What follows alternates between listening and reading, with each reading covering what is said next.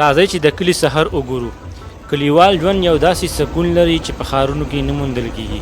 په دې شارټ ولاګ کې به زه ستاسو سره د کلي سحر خاموشه فضا، د مرغو سندرې او د خلکو مینه ناک ژوند وینئ. چې سحر راووتم د ځمکو خواته، نو ډېره ښکلې او ښایسته نظاره وه، مې چې ستاسو سره شیر کړم. دا د کلي ژوند، د کلي سحر او د کلي ښایسته نظارې دي.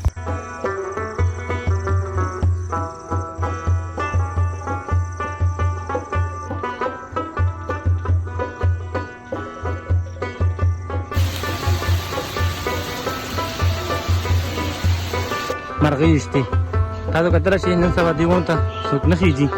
دا دوه هلکان واړه راغلي او دلته کې ناست دي. اکثر چې په کلي کې به کله بجلي نه وه، په غرمه کې به دې ونې خواته راتلو او دلته مونږ ناست وو. مرغۍ به مې شتې او دا مخامخ چې کومه حجره ښکاري، په دې کې به باباګانو نه پرېښودو. باباګانو به چې کونټۍ راغستې وي او ویښتو به یې او نه به یې پرېښودو انرژي ته.